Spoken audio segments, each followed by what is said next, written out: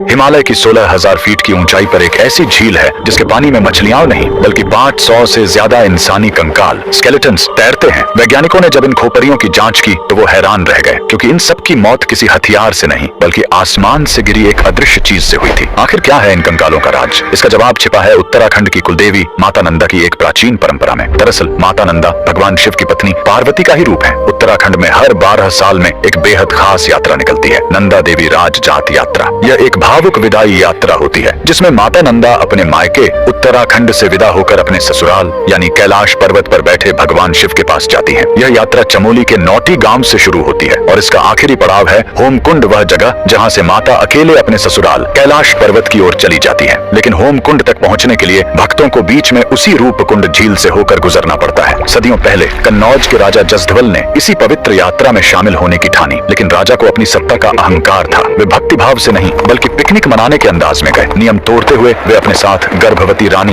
नाचने गाने वाली नर्तकियां और जोर जोर से बजते ढोल नगारे लेकर पहाड़ पर चढ़ने लगे। माता नंदा अपनी विदाई के वक्त यह अपमान और शोर शराबा सह नहीं पाई। जैसे ही राजा का काफिला रूपकुंड झील के पास पहुंचा, देवी का प्रकोप टूट पड़ा। अचानक आसमान काला हो गया। बारिश नहीं बल्कि लोहे जैसे सख्त और भारी ओले गिरने लगे। वो ओले क्रिकेट की गेंद जितने भारी थे, वहां छिपने की कोई जगह नहीं थी। वो ओले सीधे राजा और उसकी सेना के सिर पर गिर रहे थे। देखते ही देखते राजा, रानी और उनके 500 साथी वहीं बर्फ में दफन हो गए। सैकड़ों साल बाद जब 1942 में वहां बर्फ पिघली तो दुनिया ने देखा कि झील कंकालों से भरी पड़ी है। और जब फॉरेंसिक जांच हुई तो वैज्ञानिकों ने पुष्टि की कि इन सभी खोपड़ियों में दरारें थीं जो ऊपर से किसी भारी गोल चीज ओले के गिरने से ही आई थी। यह झील आज भी गवाह है कि कुदरत और ईश्वर के नियमों को तोड़ने का अंजाम क्या होता है। कमेंट में जय माता दी जरूर लिखें।